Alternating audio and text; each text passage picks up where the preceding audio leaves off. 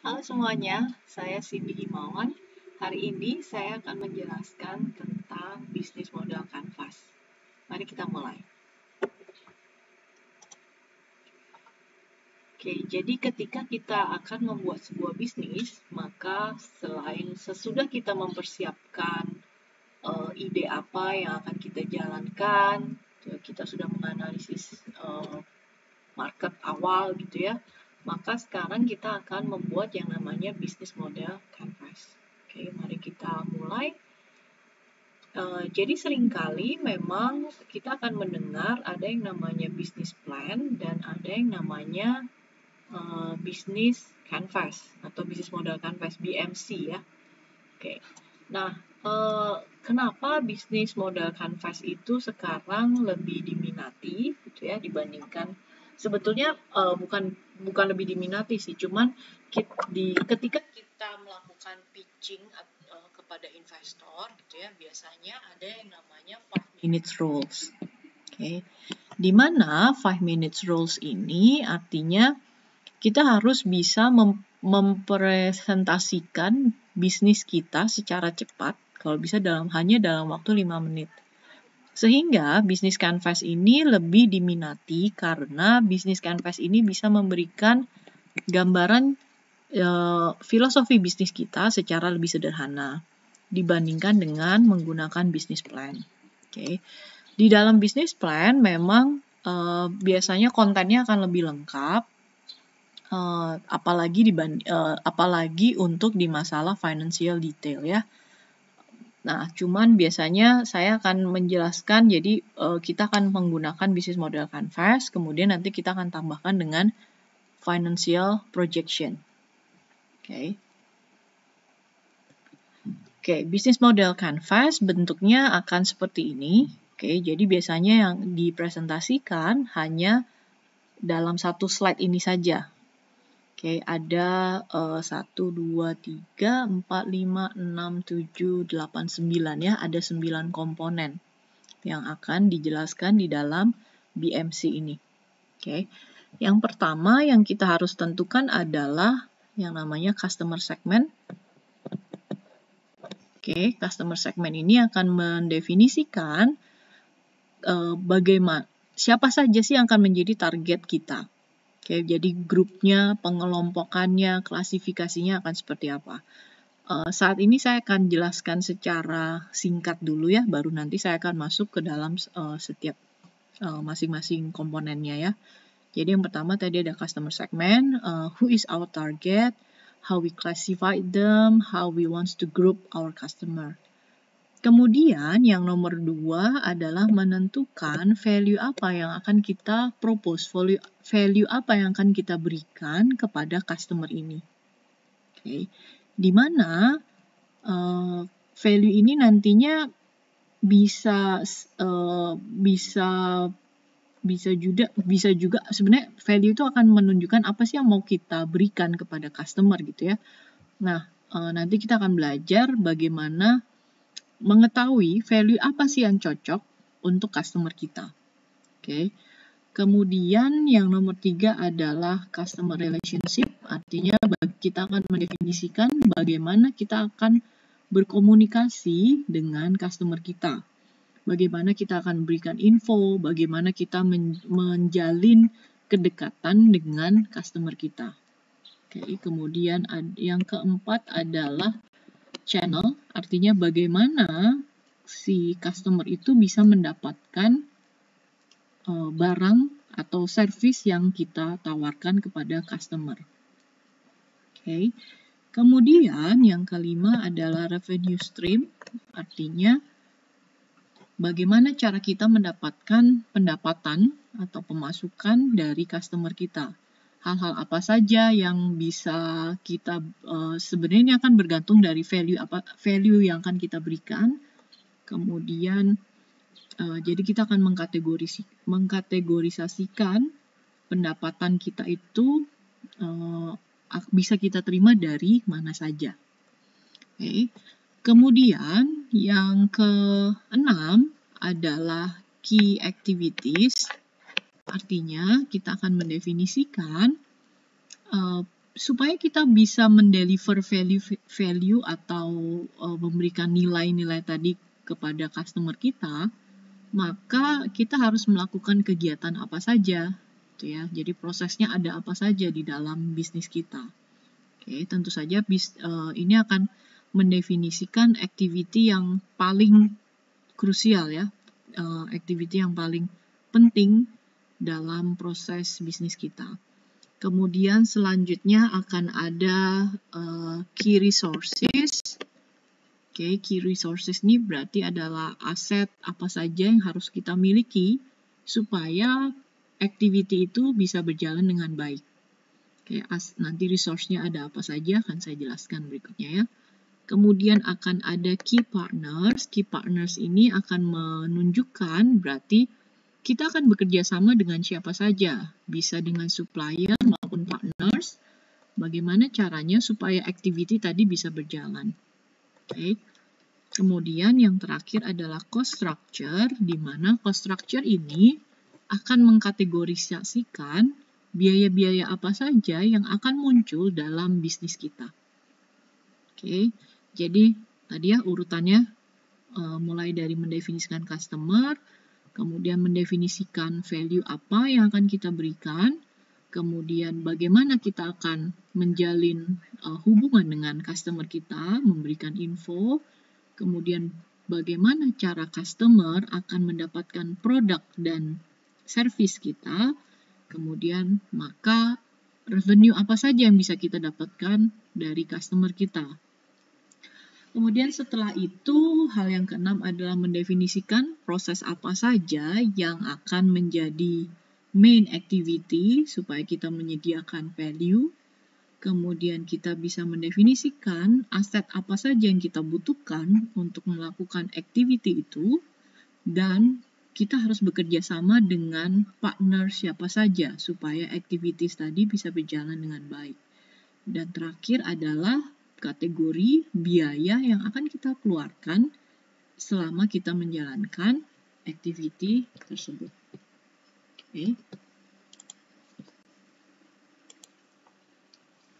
Oke, mari kita masuk ke bagian yang pertama tentang customer segmentation. Atau tadi saya sudah sebutkan adalah mengenai menjelaskan tentang siapa sih yang akan menjadi target kita. Oke. Secara umum, biasanya kita bisa mendefinisikan customer segmentation berdasarkan 4 hal ini ya, mulai dari yang ke sini. Oke, ada yang namanya yang pertama adalah dari sisi geografik, artinya secara sederhananya adalah kita mentargetkan customer yang lokasinya ada di mana.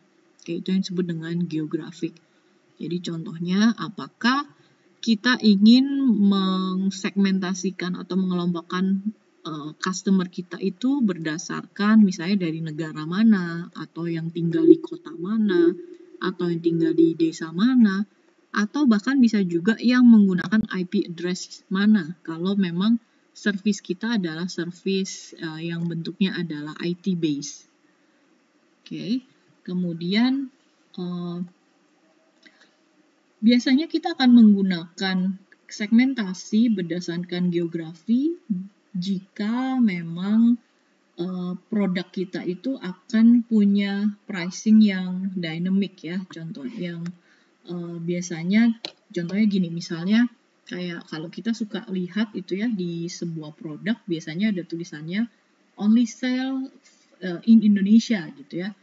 Artinya biasanya ada entah itu karena bisa dari harga misalnya bahan baku yang didapatkan untuk membuat satu produk itu kalau di Indonesia lebih murah sehingga produk itu cocok untuk di launch di Indonesia. Tapi mungkin kalau produk tersebut akan di launch di negara lain gitu ya, bahan baku karena raw materialnya lebih mahal, maka mungkin tidak bisa di launch di negara lain gitu ya. Atau misalnya ada satu kandungan khusus yang misalnya kalau related dengan halal gitu ya. Jadi mungkin misalnya produk kita adalah produk-produk yang non halal, maka tentu saja biasanya geografik kita kalau bisa akan ditujukan ke negara-negara yang non muslim gitu ya, karena memang ada kandungan non halal di produk kita misalnya. Atau tadi bisa karena dynamic pricing, harganya lebih mahal gitu ya, atau contohnya kayak dulu misalnya kita sering dengar Indomie kalau di Jayapura itu katanya bisa lebih mahal ya, harganya bisa sampai 10.000 gitu ya satu packnya. Kenapa? Karena ya mungkin karena transportasi dulu masih belum bagus ya kalau ke area sana. Nah, jadi kita bisa mensegmentasi berdasarkan lokasi. Kalau memang ternyata ada biaya-biaya yang memang berbeda antara satu daerah dengan daerah yang lainnya. Oke, termasuk tadi ada penggunaannya misalnya akan berbeda kalau setiap antara lokasi dengan lokasi yang lainnya. Ada perbedaan dari sisi negara, dari sisi tadi ya misalnya kandungan bahan, ada bisa perbedaan dari sisi bahasa misalnya, kan kemudian misalnya letak kebetulan kalau kita misalnya jualan sushi gitu ya. Nah, sushi itu kan mau nggak mau harus fresh, sehingga kita targetnya yang pertama adalah memang customer yang letaknya dekat dengan lokasi tersebut. Oke, kebetulan karena lokasi kita masih terbatas. Oke. Itu dari secara geografik ya. Kemudian ada dari sisi demografik. Kalau dari demografik berarti kita akan mensegmentasikan dari sisi siapa dia. Oke, jadi bisa dari sisi kriteria si customer tersebut, misalnya dari sisi umur, pendapatan, status pernikahan, gender, edukasi gitu ya. Jadi kita mau mencari profil apa yang sesuai dengan produk kita. Contohnya, kalau misalnya saya jualan ikan, maka saya bisa menggunakan geografik juga, karena mungkin saat ini saya baru punya lokasinya di Bandung, Depok, dan Cikarang. Jadi kalau saya, maka secara target geografik saya adalah daerah-daerah yang bisa terjangkau dengan distribusi saya, atau minimal bisa distribusi delivery-nya langsung one day gitu ya.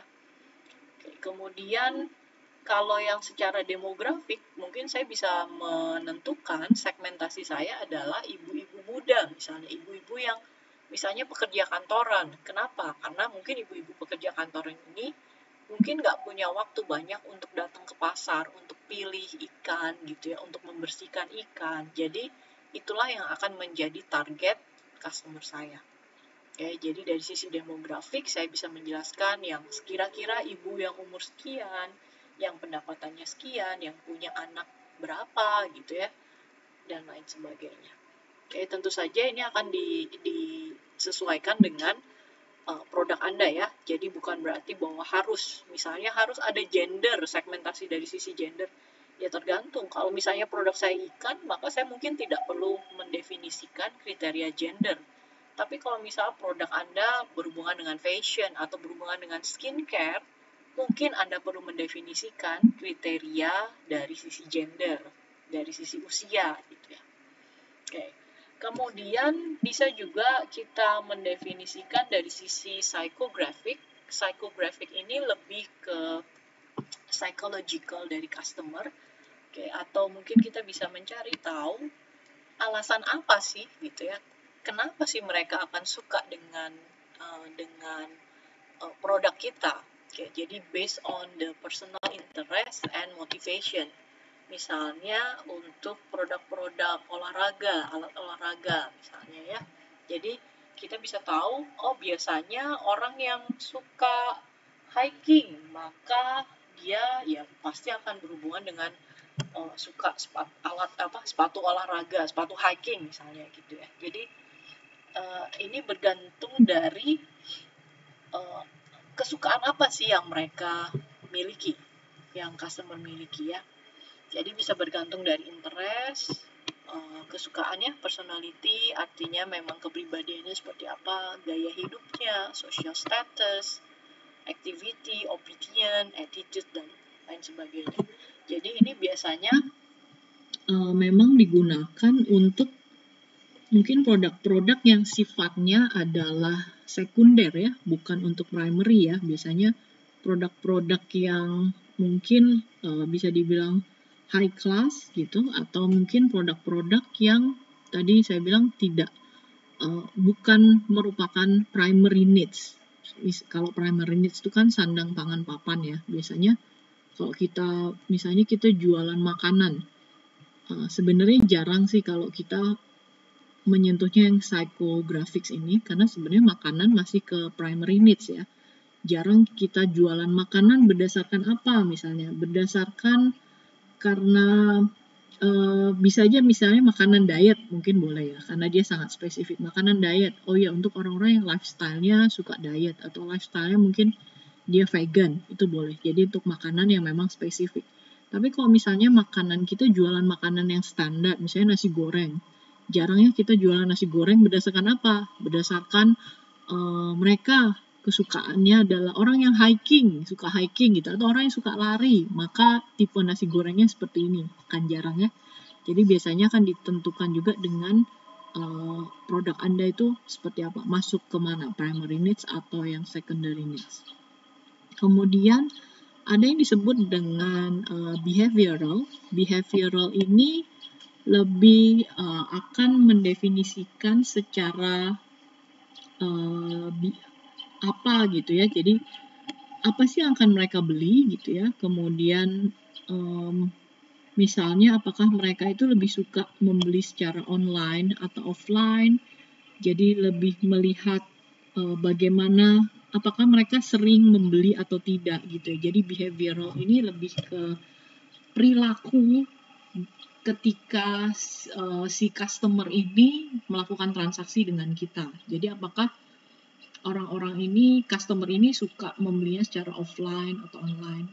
Dia belinya yang setahun, tipe beli rumah yang setahun sekali atau yang setiap bulan ganti rumah misalnya gitu ya.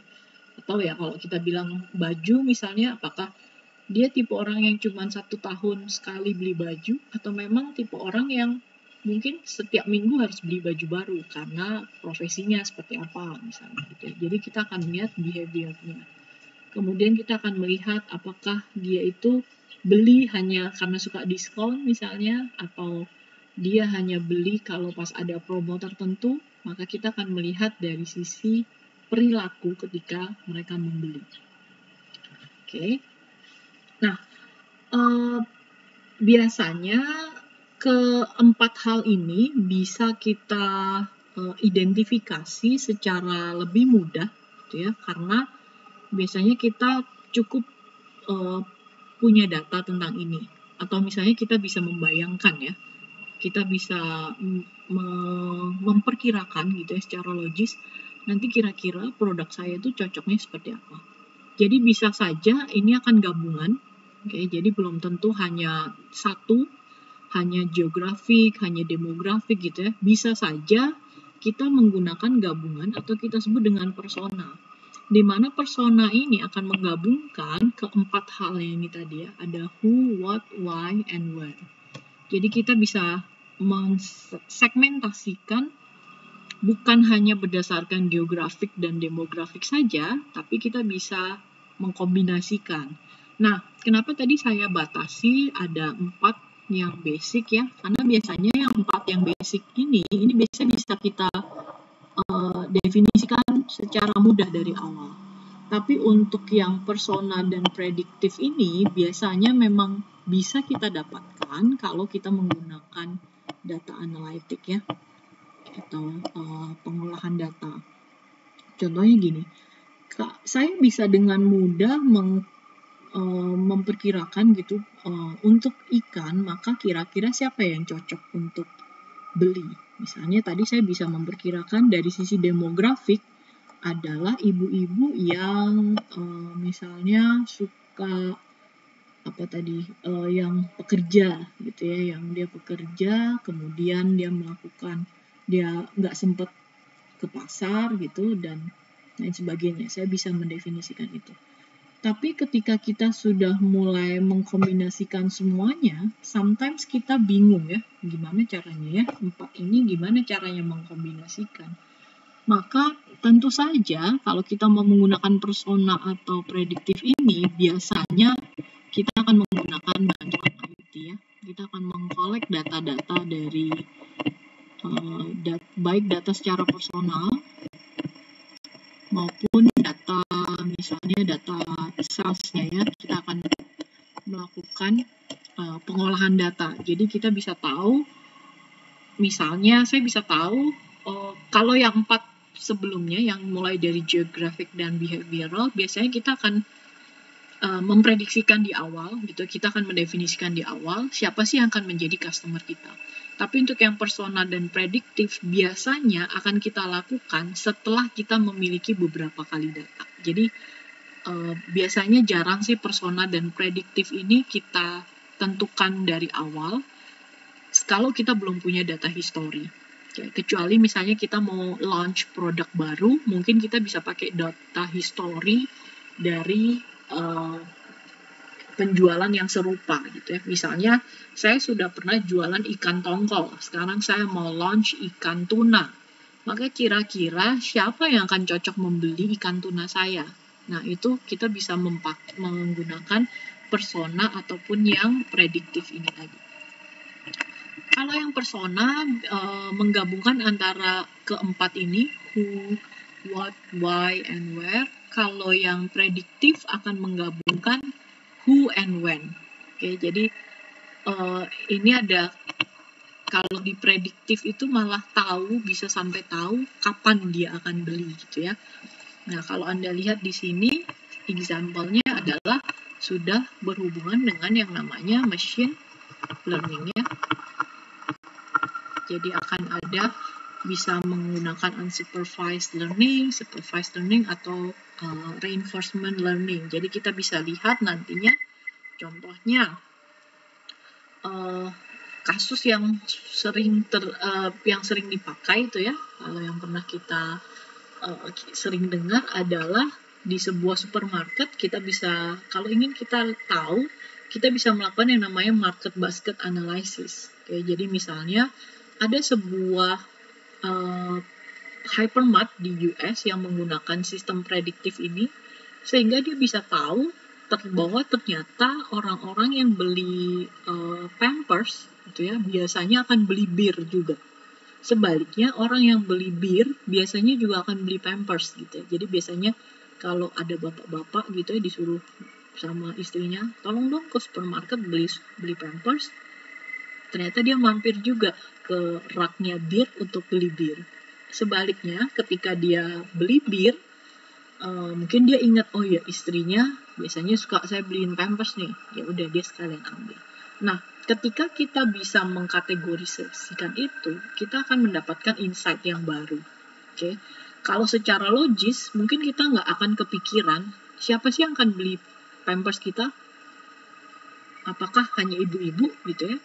Kalau secara logis tadi kita pikirkan dari sisi demografik, mungkin lebih logis yang beli Pampers adalah ibu-ibu. Tapi ternyata ketika kita menggunakan IT, kita bisa melakukan prediktif, di mana kita bisa lihat bahwa ternyata yang beli Pampers itu kebanyakan adalah orang-orang yang beli bir juga. Sehingga kita bisa melakukan promosi, atau kita bisa melakukan tata letaknya bisa lebih dekat gitu ya, antara Pampers sama bir misalnya diletakkan berdekatan. Oke, contohnya seperti itu ya. Jadi nanti untuk bisnis Anda, at least Anda bisa menunjukkan dulu dari sisi geografik, demografik, psikografik, behavioral. Kalau Anda bisa langsung menunjukkan dari sisi persona juga boleh. Anda bisa tentukan siapa sih yang akan menjadi target customer Anda. Oke, sekali lagi tidak harus dipaksakan harus semua area punya, tapi minimal biasanya akan ada 1 atau 2 area yang akan menjadi cara pengelompokan customer Anda. Oke, kemudian kita akan masuk ke value proposition. Oke, jadi value proposition adalah what do we want to offer to our customer ya. Nah, what do we want to offer to our customer sebetulnya akan berhubungan juga dengan where do we want to compete. Oke, kalau Anda masih ingat, saya selalu bilang gini, ketika Anda memulai bisnis, it's okay to start the business that already exists. Nggak apa-apa, kalau bisnisnya sudah eksis ya nggak apa-apa. Selama kita tahu masih ada market share-nya, marketnya masih ada yang mau beli, ya nggak apa-apa. Kita bikin bisnis yang sama ya. Tapi kemudian pertanyaannya adalah, kita mau compete-nya, kita mau punya value apa sih yang lebih daripada kompetitor kita. Jangan sampai value yang kita kasih juga masih standar-standar aja. Contohnya, kalau misalnya sekarang saya mau bikin saingannya taksi burung biru, oke? Sekarang saya mau bikin burung kuning misalnya, dengan the same exact value. Ya buat apa? Karena yang sekarang aja mereka udah nomor 1, dan itu aja mereka sudah mungkin udah agak kalah gitu ya dengan adanya taksi online. Tapi ngapain saya bikin sesuatu bisnis yang baru yang nggak punya nilai tambah, nggak punya value added. Nah, makanya kita harus memperjelas bisnis kita itu mau kasih apa ke customer. Dan sebaliknya, sebetulnya ketika kita mendefinisikan apa yang mau kita kasih ke customer kita, sebetulnya di situ pula kita akan berkompetisi dengan kompetitor kita. Kita bisa memilih, jadi dari sisi service misalnya, kalau yang lain itu bisa nganterin produk misalnya seminggu 3 kali. Kalau saya bisa setiap hari nganterin produk misalnya. Anda mau tiap hari? Boleh. Kapanpun Anda cari ikan segar, bisa misalnya. Atau misalnya, kalau di tempat lain itu, kalau cari ikan, ya ikannya harus utuh gitu ya, atau utuh atau dipotong misalnya. Cuman itu aja. Tapi kalau tempat saya bisa bebas. Kamu mau pilih diapain? Mau potong 10? Mau potong 15 gitu ya, mau potong apa, personalization ya, jadi service apa yang saya mau tawarkan ke customer kita. Kemudian dari sisi information, artinya informasi apa sih yang bisa kita berikan, atau kita bisa memberikan pengetahuan apa lagi ke customer kita. Misalnya, kenapa sih sekarang ada macam-macam jenis blender ya, atau bahkan sekarang disebutnya blender itu sudah kurang bagus. Misalnya kalau untuk jus itu lebih bagus pakai yang namanya ada yang namanya slow juicer gitu ya, ada atau namanya food processor. Kenapa? Karena memang kalau buah itu misalnya terlalu panas putarannya gitu ya, kalau pakai blender itu kan karena putarannya cepat dia terlalu panas, maka nilai kandungan vitaminnya itu sudah berkurang. Nah, kita bisa edukasi yang baru ke customer kita. Kita bilang bahwa produk kita itu bisa memberikan misalnya hasil yang lebih sehat atau hasil yang lebih efisien dalam apa gitu ya. Kita bisa memberikan informasi, kita bisa memberikan nilai-nilai baru, informasi supaya customer kita bisa lebih baik. Oke, kemudian begitu juga dengan knowledge, artinya kita bisa membantu memberi produk atau service yang kita berikan itu bisa membantu customer dalam melakukan keputusan yang lebih baik misalnya gitu ya. Jadi punya knowledge yang lebih baik. Misalnya kalau misalnya produk kita itu contohnya ya, handphone yang sekarang itu sudah diperlengkapi dengan sistem untuk bisa memilih foto-foto mana yang blur misalnya gitu ya. Jadi kita bisa bikin aplikasi yang membantu customer untuk bisa milih gitu ya, foto mana yang mau dihapus, foto mana yang duplicate, yang daripada menemui memori gitu ya. Jadi aplikasi untuk clean up itu bahkan banyak ya. Tapi apa sih yang bisa kita berikan? Knowledge apa yang bisa kita berikan kepada customer supaya bisa membantu mereka ketika memutuskan sesuatu. Oke, jadi bukan hanya mendapatkan informasi, tapi juga bisa membantu mereka memutuskan sesuatu. Kemudian dari sisi delivery, misalnya dari sisi kualitas, dari sisi harga, apa yang bisa kita berikan gitu. Kalau bisa lebih murah ya bagus, kalau bisa lebih fresh bagus gitu ya. Kemudian dari sisi kemudahan, misalnya mudah didapatkan, atau kalau dari sisi lokasi, misalnya kita punya toko offline, maka tokonya letaknya di dekat stasiun misalnya gitu ya, sehingga kalau jadi ada minimarket gitu ya yang cukup terkenal di Singapura tuh namanya 7-Eleven atau sometimes kita sebut sebagai Sevel ya. Sevel itu terkenal dengan location-nya yang selalu dekat dengan MRT, sehingga orang-orang pasti akan beli ketika dia butuh apapun, dia akan carinya di Sevel karena selalu melewati MRT. Kalau mau ke MRT station gitu ya, pasti ada si Sevel ini. Atau misalnya kita bisa bilang sekarang kemudahan online, karena sekarang kita jualannya misalnya dengan IT base, maka sekarang secara convenience kita mudah. Jadi kalau kita misalnya nih, daripada kita bikin taksi burung kuning, mendingan kita bikin taksi online misalnya, karena secara availability-nya lebih pasti gitu ya, lebih mudah dijangkau oleh customer, banyak value yang bisa kita tambahkan. Kemudian dari sisi experiences ini berarti lebih ke relationship dengan customer ya, jadi lebih ke bukan hanya barangnya yang bagus, tapi kita juga punya satu kedekatan emosional gitu ya. Misalnya kayak nanti contohnya mungkin bisa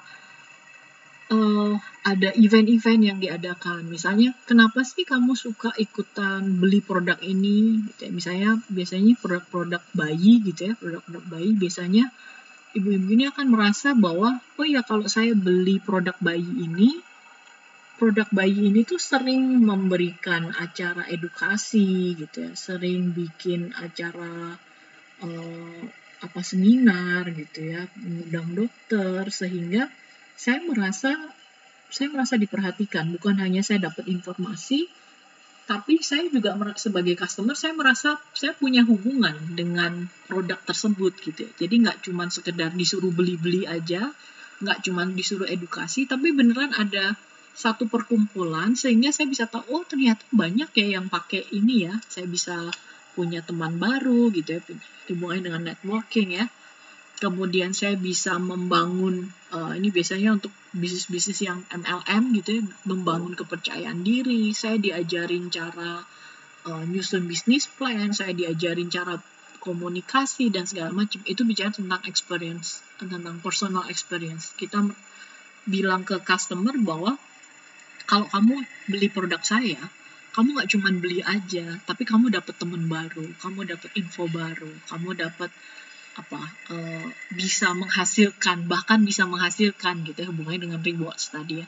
Karena nanti bisa member get member gitu dan sebagainya.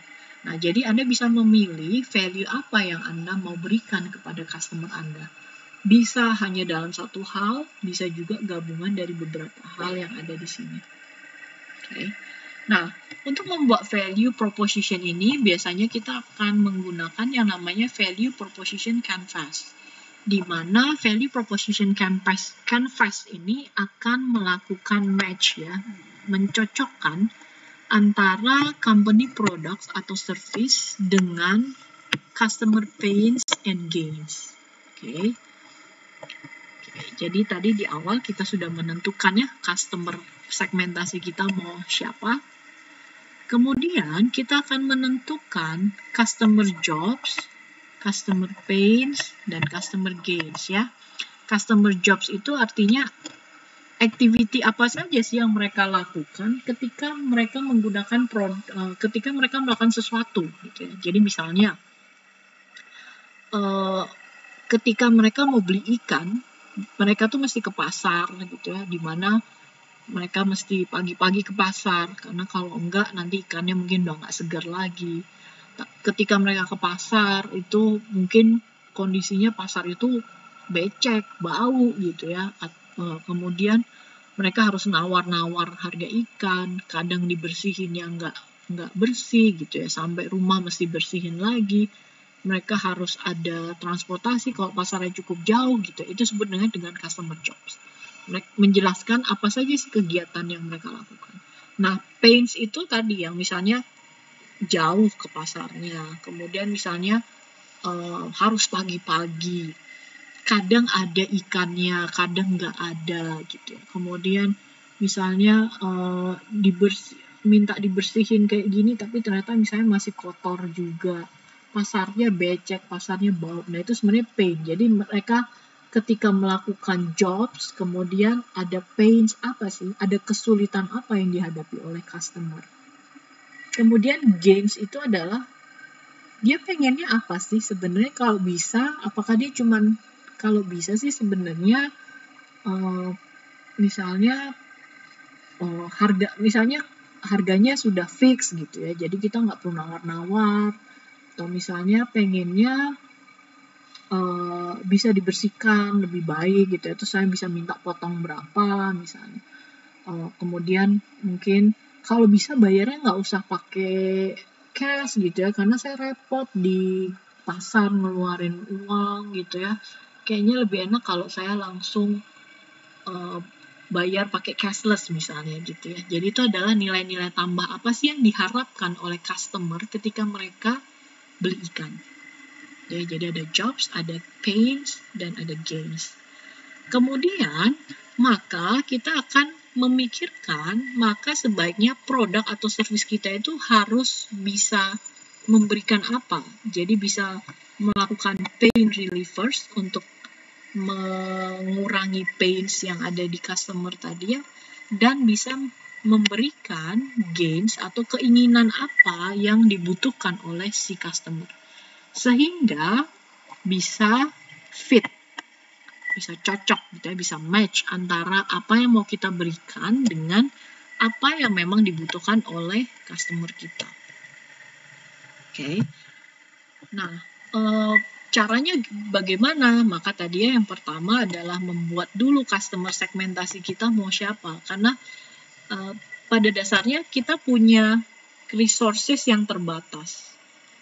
Kita nggak punya banyak aset kita terbatas, maka kita nggak bisa menyenangkan semua orang, atau kita nggak bisa memberikan semua value yang dibutuhkan oleh customer.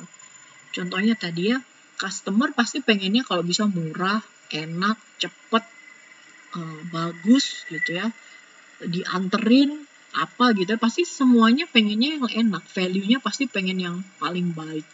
Tapi pertanyaannya, apakah kita mungkin memenuhi semua value itu?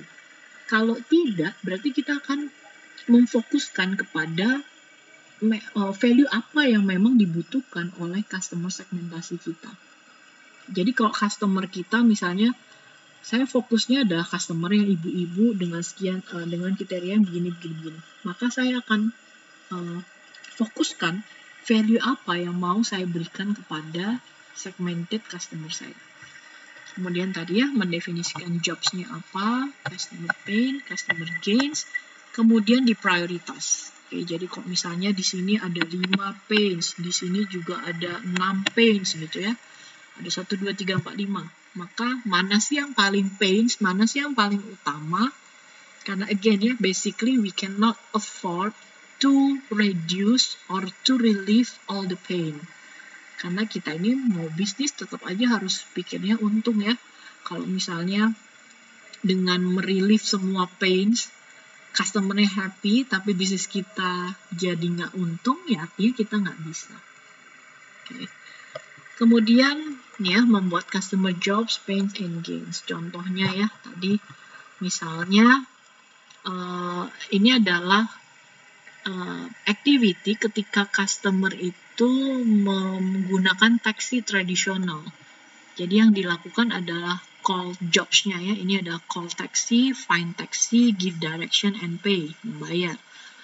Kemudian secara pain adalah ada wait long time, unsafe driver, compete with other customer, and overcharge by taxi.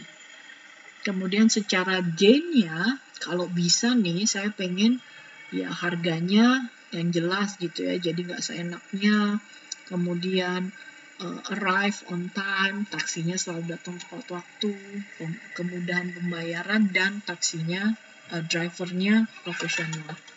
Kemudian kita akan melakukan ranking, seperti ini ya, di ranking mana sih yang dari 4 ini, mana sih yang paling penting menurut si customer, kita akan rank. Oke. Jadi customer jobs ini bisa dilakukan dengan cara survei. Oke, kita bisa men-survey customer, atau bisa juga dilihat dari history data kita, atau bisa juga kalau misalnya hubungannya dengan forecasting kemarin ya, kita belajar, kita bisa melakukan interview, bisa dengan menggunakan Delphi, kita misalnya cari expert gitu ya, kita tanyain pendapat mereka. Jadi ada beberapa cara untuk mendapatkan customer jobs ini.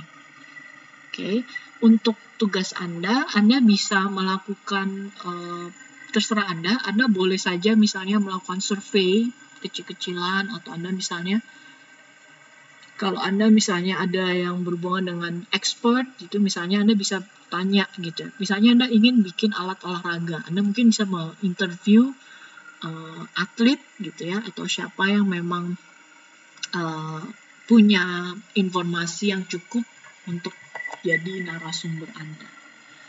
Oke. Kemudian untuk menentukan value ini bisa untuk menentukan dari sisi produk atau service kita ya, itu bisa dikatakan adalah product inspire innovation. Artinya bisa saja mungkin customer itu tidak merasakan saat ini, tidak merasakan pain dan gains gitu ya. Dia tidak merasakan pains itu, atau dia tidak merasakan gain itu, tapi kita bisa menawarkan hal yang baru. Nah, sebenarnya bukannya pain dan gains-nya itu tidak ada gitu ya, tapi mungkin mereka belum merasakan. Contohnya gini, pada saat awalnya Steve Jobs mengeluarkan touchscreen gitu ya.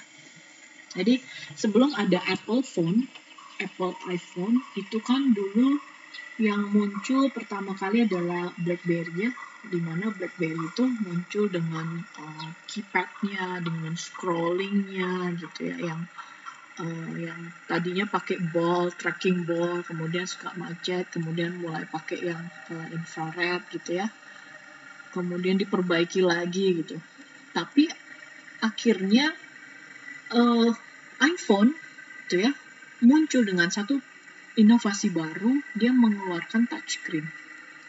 Kalau dipikir-pikir, ketika pertama kali touchscreen itu keluar, sebetulnya kita malah belum fasih menggunakan touchscreen gitu ya. Sometimes kepencet, sometimes ini gitu ya, karena belum fasih.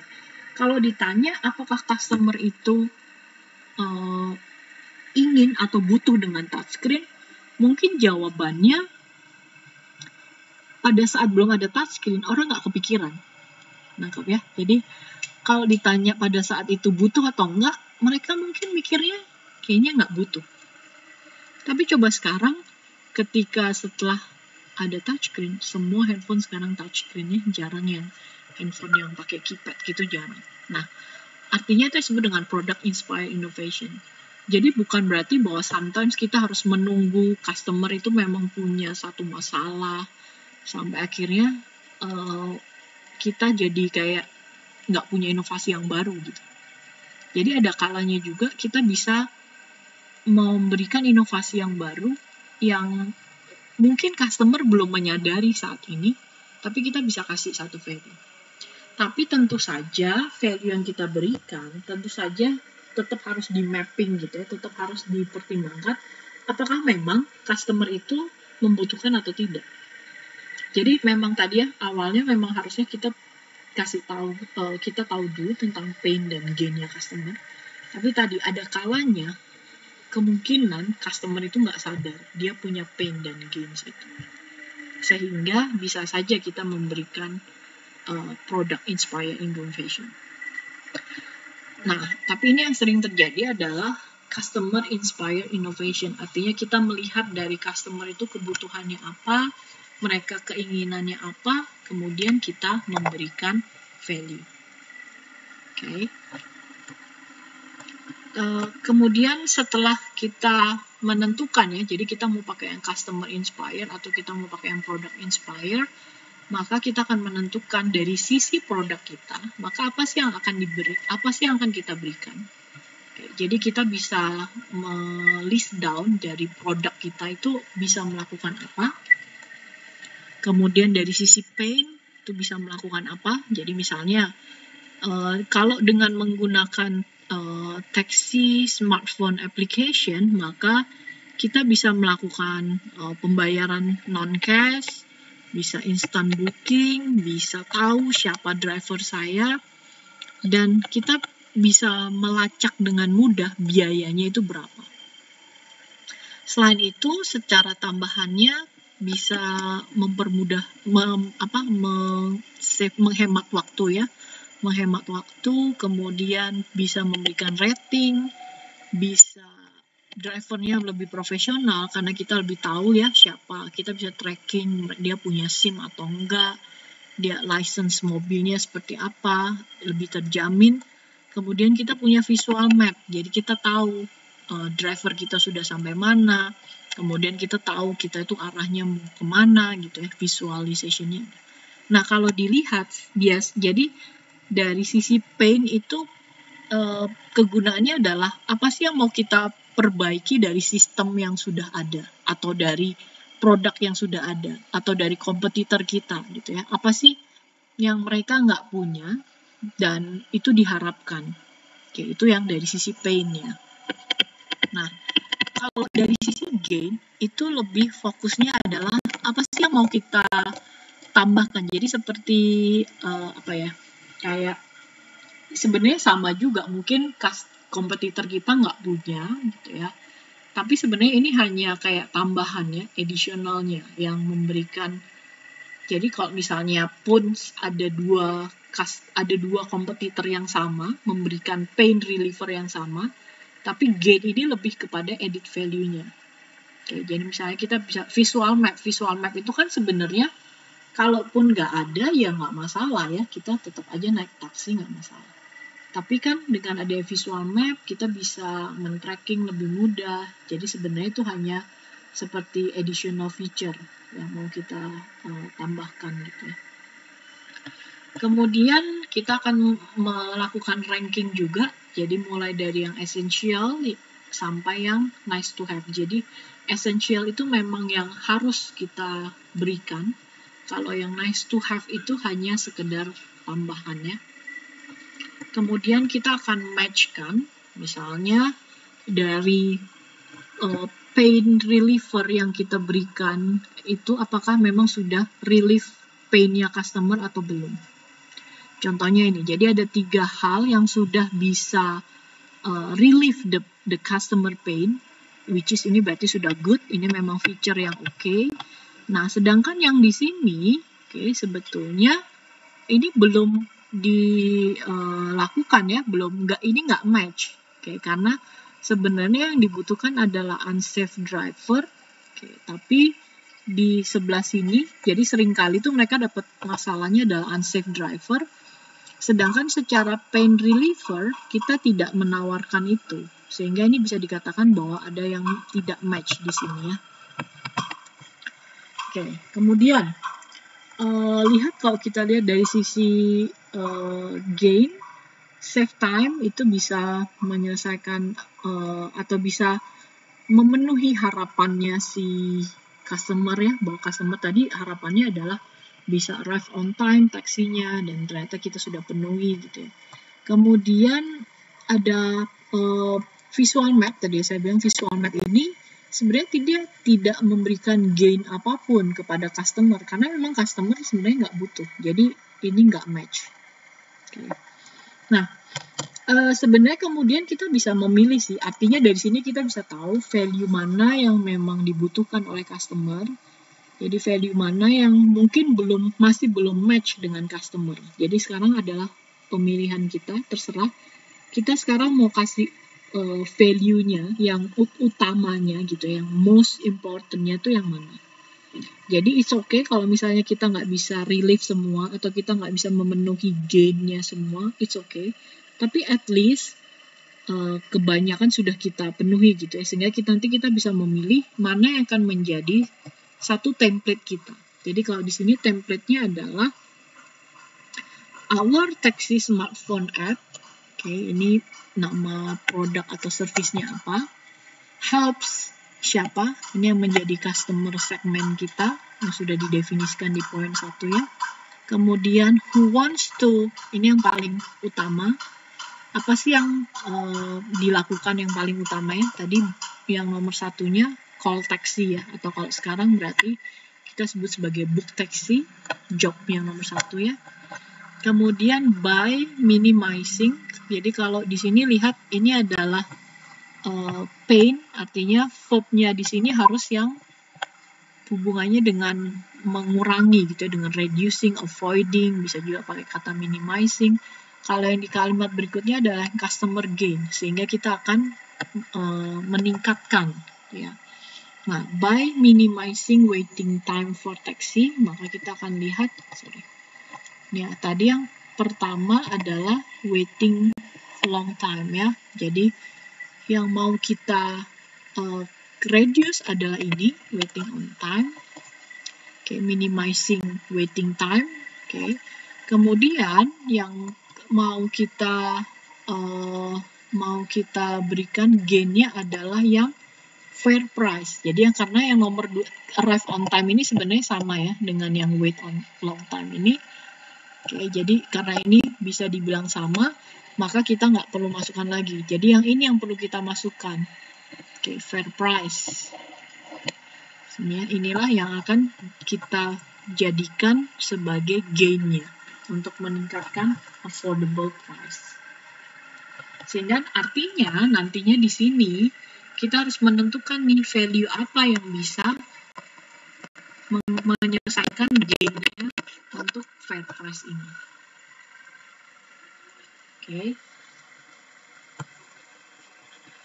jadi unlike ini yang bagian kompetitornya, jadi nanti Anda bisa coba untuk bisnis Anda, maka value proposition-nya akan seperti apa. Oke, Anda bisa, ini ada beberapa example dari VPC, Anda bisa lihat dan Anda bisa sesuaikan untuk bisnis Anda. Oke, kemudian poin yang nomor 3 adalah customer relationship. Customer relationship ini menceritakan bagaimana kita akan berkomunikasi dengan customer. Bisa ada yang namanya personal assistant. Oke, ada personal assistant dan dedicated personal assistant ya. Kalau yang personal assistant ini biasanya lebih ke misalnya customer service gitu ya, misalnya customer call, itu sebetulnya dengan personal assistant. Anda bisa email, itu juga sebutnya dengan personal assistant. Kalau yang dedicated ini biasanya untuk contohnya untuk bank itu biasanya kalau nasabahnya termasuk nasabah yang prioritas, yang utama, maka biasanya personal assistant-nya akan dedicated. Jadi nggak kayak kita kalau nelfon itu kan misalnya nelfon ke bank, teleponnya ke nomor call center yang 14 bla bla bla gitu ya. Tapi kalau yang nasabah-nasabah yang prioritas biasanya mereka punya nomor telepon khusus. Jadi ada satu personal assistant yang akan membantu mereka. Ada juga namanya self-service, ini yang biasanya lebih ke kayak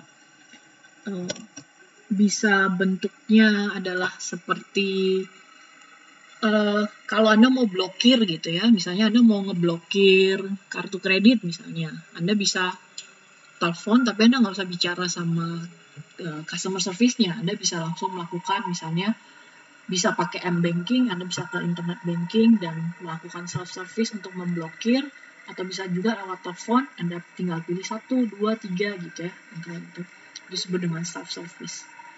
Kemudian ada juga automated service. Automated service ini biasanya bentuknya dengan chatbot, gitu ya, yang chatting atau email yang auto, itu juga sebenarnya dengan automated service.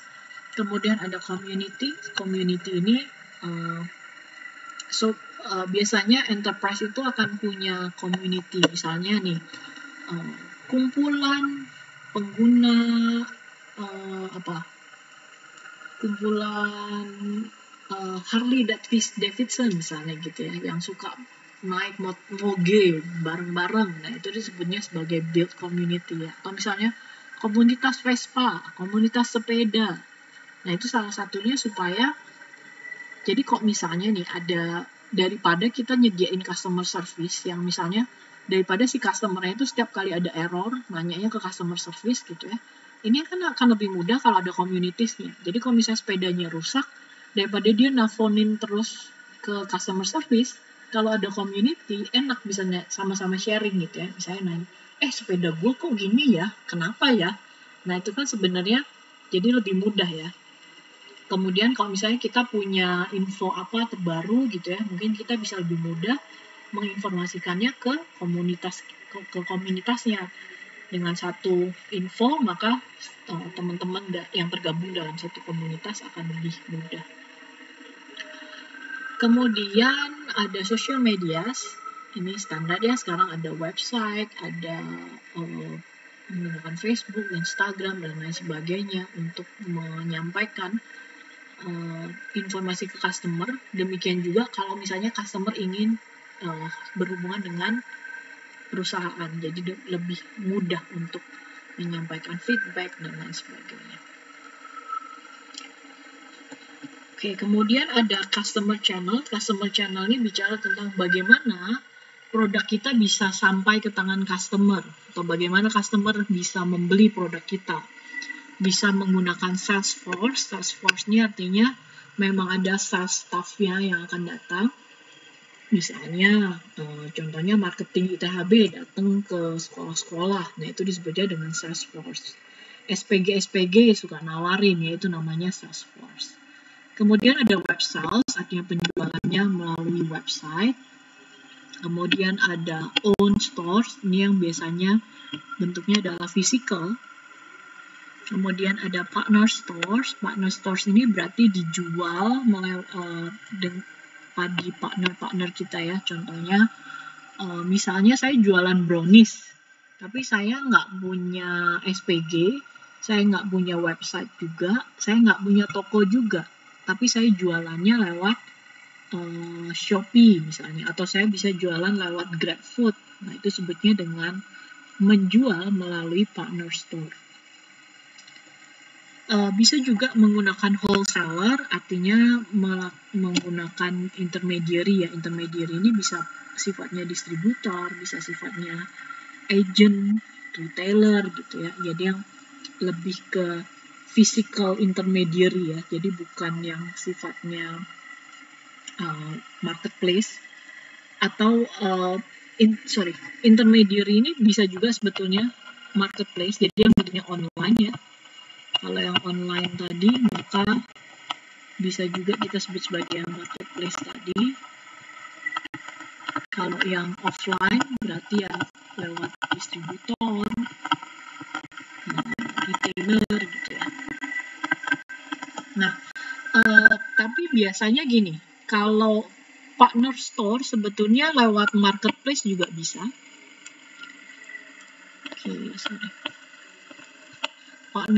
Marketplace itu juga bisa juga disebut partner stores, tapi biasanya gini, kalau wholesaler itu biasanya kalau distributor biasanya dia hanya akan menjual produk kita saja. Jadi misalnya nih saya jualan brownies tadi ya, jadi si distributor saya atau retailer saya biasanya hanya fokus jualan produk saya saja, hanya jualan brownies aja. Tapi kalau tadi partner stores ini bisa jualannya macam-macam. Jadi saya misalnya bisa nitipin ke GrabFood, di mana GrabFood itu bisa jualannya kan macam-macam ya. Jadi marketplace itu biasanya sih lebih cocok digunakan lebih biasanya disebut sebagai partner store kita, marketplace ya. Atau kita bisa menggunakan combination. Jadi terserah Anda bagaimana akan menjualnya nanti. Oke, kemudian kita akan kita akan mendefinisikan dari sisi revenue streams. Oke, jadi revenue stream ini adalah bagaimana caranya kita akan mendapatkan pendapatan.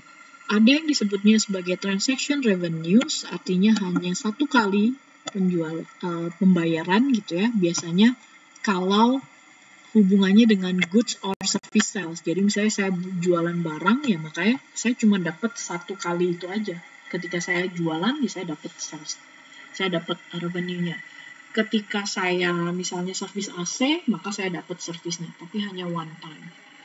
Tapi ada juga yang recurring revenues, artinya continuously ya, selalu berulang. Contohnya, kalau misalnya saya melakukan subscription, usage ini juga bisa kalau usage itu sebenarnya masuk ke one time payment ya, karena biasanya sebenarnya tergantung sih ya usage-nya apa. Kalau misalnya saya beli kuota internet, nah itu disebutnya sebagai usage fee. Atau misalnya saya, kalau sekarang kan lagi banyak ini ya, beli novel gitu ya, e-novel, misalnya berlangganan novel, dimana kita akan beli satu koin gitu, terus nanti kita bisa bayar berdasarkan berapa kali koinnya gitu ya. Jadi satu novel itu ada yang berapa koin, atau game misalnya gitu ya. Anda bisa pakai koin, nah itu juga bisa disebutnya sebagai usage fee. Usage fee ini bisa termasuk ke one time payment, karena sebenarnya kan kita cuman sekali aja, terus kita kalau nggak mau beli ya udah nggak usah bayar lagi gitu ya. Tapi yang continuously ini memang kita harus terus-terusan pakai. Jadi kalau yang usage fee ini bisa jadi ada hal-hal yang bisa gratis, ada hal-hal yang misalnya Anda harus earn something. Misalnya Anda main game. Main game itu biasanya bisa aja Anda main tapi Anda nggak mau bayar gitu ya. Anda bisa aja pakai yang gratis. Tapi misalnya Anda kalau mau lanjut ke level berikutnya, Anda nggak bisa maju kalau Anda nggak punya koin misalnya. Nah, artinya kan sebenarnya Anda akan, ya kalau mau maju, ya Anda bayar. Kalau enggak, ya sudah stuck di situ terus. Anda tetap bisa main gitu. Anda tetap dapat servisnya, tapi Anda nggak dapat full service gitu bedanya ya. Kemudian kalau yang subscription berarti memang Anda akan terus-terusan membayar. Jadi kalau Anda nggak bayar ya Anda nggak dapat sama sekali. Bedanya dengan yang usage tadi. Jadi kalau usage Anda mungkin masih bisa dapetin sesuatu, tapi Anda nggak bisa dapat full service. Tapi kalau yang subscription biasanya ya sudah berhenti. Begitu Anda nggak bayar ya sudah berhenti. Subscription-nya berhenti. Contohnya kayak Netflix, atau apa ya, kalau Spotify itu biasanya lebih ke usage sih ya, karena sebenarnya Anda bisa dapat free listening musik, tapi kalau Anda mau nambah Anda bisa subscribe baru gitu ya, bisa gabungan ya. Kemudian renting atau leasing berarti lebih ke penyewaan. Kalau Anda mau menyewakan sepeda, menyewakan mobil, menyewakan rumah gitu ya, itu masuknya ke renting. Kemudian licensing ini berarti Anda memberikan license, contohnya misalnya Anda memberikan hak guna pakai, contohnya misalnya Anda punya Anda punya hak paten terhadap produk apa gitu ya, kemudian Anda bisa pinjamkan gitu ya, jadi memberikan license kepada si customer. Jadi dia boleh pakai selama dia membayar ke kita. Contohnya misalnya licensing itu kalau misalnya kita perpanjang software gitu ya, itu juga sebutnya dengan licensing. Jadi kepemilikan softwarenya milik kita, tapi dia bisa pakai dengan membayar license-nya. Jadi mirip seperti leasing sih sebetulnya. Cuman kalau yang leasing ini kan biasanya lebih ke aset yang fisikal ya. Kalau licensing ini biasanya lebih ke area yang software. Kemudian brokerage fee ini contohnya kalau Anda menjadi intermediary atau misalnya di marketplace, jadi Anda Gojek, Tokopedia, dan sebagainya, itu disebutnya sebagai brokerage fee karena mereka bertindak sebagai intermediary ya. Kemudian Anda juga bisa mendapatkan revenue dari advertising. Misalnya aplikasi Anda itu bisa memberikan advertising, misalnya kayak Spotify. Dia dapat pendapatannya bisa dari subscription misalnya, bisa juga dari advertising. Nah, artinya dia pendapatannya dua. Jadi revenue ini Anda bisa pilih salah satu atau Anda bisa gabungkan. Jadi misalnya Anda punya penjualan barang, Anda bisa jualan barang. Misalnya Anda jualan sepatu, tapi Anda juga bisa misalnya nyewain, memberikan jasa semir sepatu. Berarti Anda juga punya goods sales, service sales. Terus misalnya Anda juga bisa nyariin tukang sol sepatu gitu ya, maka Anda punya brokerage fee juga. Anda bisa mendapatkan pemasukan dari iklan, maka Anda juga menggunakan advertising. Okay. Notes-nya adalah ketika Anda mendefinisikan revenue stream yang ada di sini, maka financial projection Anda juga harus memasukkan tipe-tipe revenue ini. Oke, jadi kalau di sini Anda di MC Anda bilang ada advertising, maka harusnya di financial projection Anda juga harusnya punya advertising. Dan sebaliknya ya, jadi akan relevan. Oke, jadi kita sudah mengcover area yang sebelah kanan ini ya, sudah selesai. Kita sudah mendefinisikan customer segment, customer relationship, value proposition, channel, dan revenue stream ya. Sekarang kita masuk ke yang sisi sebelah kiri. Kalau yang sebelah kanan tadi hubungannya dengan customer, sekarang hubungannya dengan internal proses kita. Maka yang pertama kita akan mendefinisikan dulu ya, bisnis proses kita itu mainnya apa sih? Nah inilah yang nanti hubungannya juga dengan bisnis proses analisis Anda. Oke, jadi mainnya apa? Misalnya, kalau misalnya main Anda adalah membuat sepatu gitu ya, maka Anda akan main activity-nya adalah production, mulai mengolah dari raw material menjadi finished goods. Atau kalau misalnya main bisnis Anda adalah service sepatu, ya maka bagaimana caranya supaya si service tadi bisa terlaksana. Misalnya Anda perlu membeli raw material untuk misalnya alat-alat pembersih sepatunya, misalnya kainnya atau cairan sepatunya dan lain sebagainya. Itu Anda perlu pikirkan.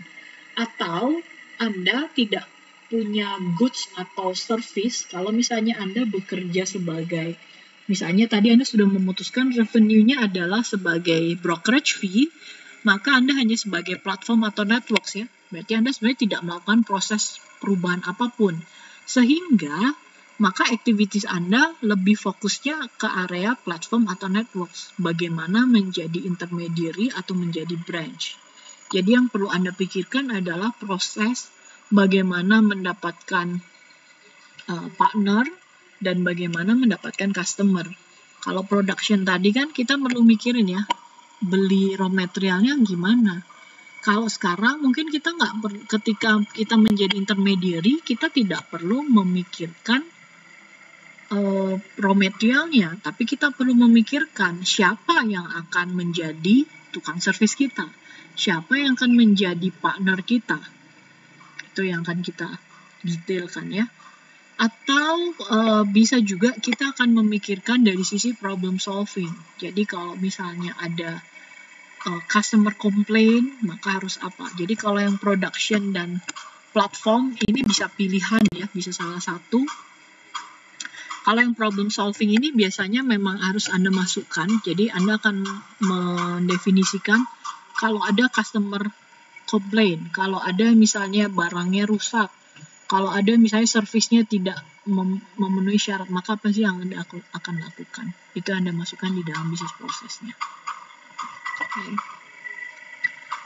Kemudian akan ada key resources, artinya Anda akan mendefinisikan aset apa saja yang akan Anda butuhkan untuk menjalankan activity tadi. Bisa bentuknya adalah physical asset. Kalau memang Anda butuh gedung, Anda butuh mesin, butuh kendaraan, dan lain sebagainya, Anda boleh masukkan itu. Atau misalnya Anda butuh dari sisi intelektual, artinya Anda lebih butuh ke paten. Paten itu berarti hak paten. Misalnya Anda ingin melaunch satu, misalnya mobil listrik lah. Mobil listrik itu berarti harus ada patennya. Siapa yang pegang paten? Paten itu berarti kepemilikan terhadap teknologinya ya. Siapa yang akan memiliki? Certification-nya sudah memenuhi standar atau belum? Atau Anda misalnya jualan makanan, maka apakah sudah punya BPOM atau belum? Sudah punya standar halal atau belum? Itu termasuk dengan intellectual resources. Kemudian dari sisi human resources, maka siapa yang Anda miliki? Anda punya employee-nya bagaimana? Punya expertnya siapa? Kayak saya pernah cerita ya, saya ditanya, siapa sih yang ahli dalam ikan? Nah, siapa yang ahli dalam misalnya servis sepeda Anda? Siapa yang ahli dalam fotografi? Siapa yang akan menjadi consultation Anda kalau ada masalah, maka siapa yang akan bisa diajak bicara untuk memberikan informasi di area bisnis Anda. Kemudian dari sisi finansial, maka Anda akan mendefinisikan Anda akan dapat uang itu dari mana. Maksudnya untuk modal awal ya, Anda akan dapatkan dari mana. Misalnya apakah Anda pinjam ke bank, atau Anda misalnya leasing itu berarti Anda menggadaikan sesuatu, gadain rumah gitu misalnya, atau Anda akan mencari dana lewat investor. Nah, tentu saja ini nantinya akan ada hubungannya juga dengan financial projection Anda ya. Jadi nanti saya akan lihat misalnya nih, Anda bilang financial resources-nya adalah dari bank atau dari investor.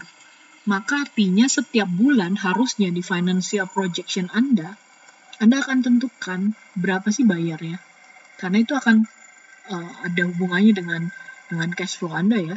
Jadi jangan sampai Anda di awal bilang saya pinjam uang ke bank, tapi di financial projection nggak pernah ada tuh bayar pinjamannya ke bank. Lah berarti apakah nggak pernah bayar gitu ya? Atau misalnya Anda bilang boleh juga Anda misalnya personal finance boleh, misalnya dari orang tua.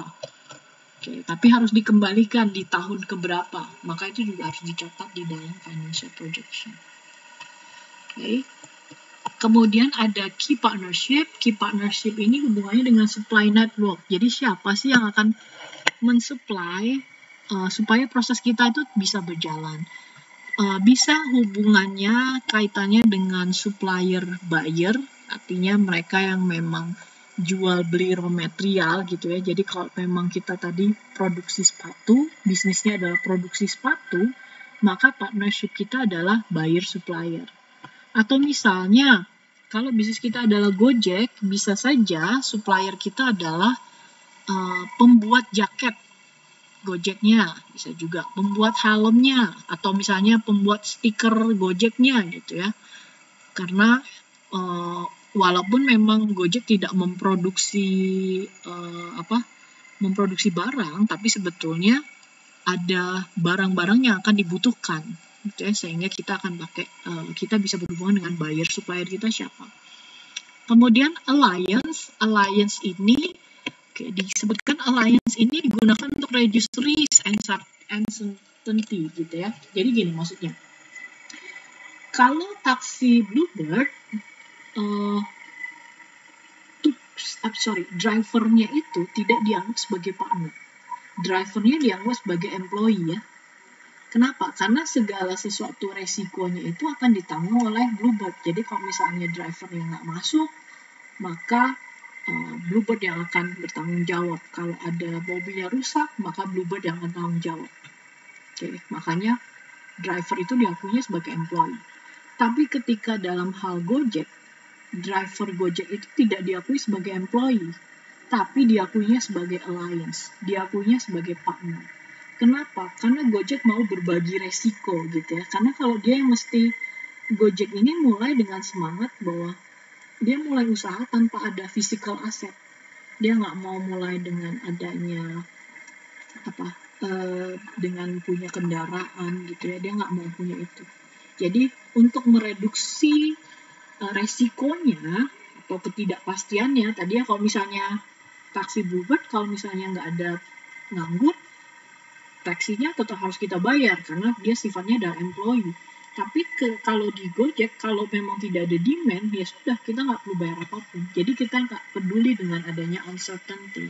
Nah, itulah kenapa makanya kita akan butuh yang namanya alliance. Alliance adalah partner kita. Jadi model marketplace itu biasanya akan pakainya yang alliance. Jadi siapa sih partnernya? Kalau Gojek berarti partnernya adalah driver, restoran, apotik gitu ya. Jadi orang-orang yang bekerja sebagai partnernya Gojek untuk memenuhi kebutuhannya si customer. Oke. Kemudian ada juga melakukan acquisition. Acquisition ini kalau misalnya kita ingin melakukan pelebaran resources atau activity gitu ya. Misalnya kita mau beli, misalnya kayak Grab, misalnya dia ambil alih Uber. Ya, berarti si Uber itu sebagai acquisition kita. Atau misalnya Tokopedia nanti mau bergabung dengan siapa gitu ya. Jadi itu yang disebut dengan acquisition. Jadi dia menjadi partnernya. Oke, kemudian yang terakhir adalah cost structure. Jadi cost structure ini akan mendefinisikan biayanya akan dikategorikan ke dalam apa saja. Jadi kalau Anda masih ingat juga di financial projection, kita punya yang namanya ada development cost, artinya biaya-biaya yang kita keluarkan di awal hanya sekali untuk memulai bisnis ini ya. Jadi bisa apa saja yang kita butuhkan, bisa yang bentuknya fisikal, yang memang misalnya kita perlu beli gudang, kita perlu beli packaging, kita perlu beli kalau packaging ke operasional ya, karena akan terus-terusan ya. Jadi di awal saya beli gudang, beli laptop, beli apa gitu yang server yang sifatnya di awal. Kemudian kalau operasional berarti yang memang hubungannya dengan day-to-day activity. Kemudian di situ akan ada direct cost dan overhead, artinya memang berhubungan langsung dengan proses kita. Contohnya kalau direct cost, misalnya kalau saya jualan ikan, berarti direct cost-nya adalah packaging, transportation gitu ya. Kalau yang overhead itu, berarti misalnya saya punya gaji karyawan, saya punya biaya untuk maintain server, biaya untuk upgrading misalnya, itu sebutnya dengan overhead. Oke, jadi nanti Anda bisa define kedua biaya ini, kemudian bisa juga yang hubungan dengan secara fisikal, artinya Anda memang beli barang, atau Anda sewa barang juga boleh, sewa gudang, sewa tempat juga boleh, atau yang bentuknya mungkin nggak kelihatan ya, atau non-tangible. Jadi misalnya kayak bayar listrik, bayar wifi, maintenance server, itu juga bisa. Ya.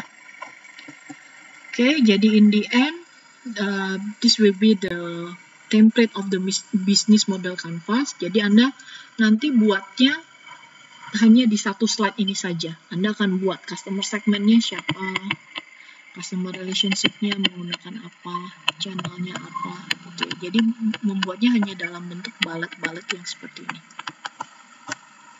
Oke, ini ada beberapa contoh, Anda bisa membaca nanti untuk bisnis model canvas, Anda bisa baca sendiri contoh-contohnya.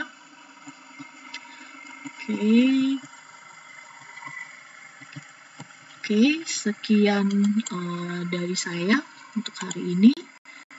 Semoga Anda bisa mengerti, dan kalau ada pertanyaan, kita akan lanjutkan di diskusi. Thank you.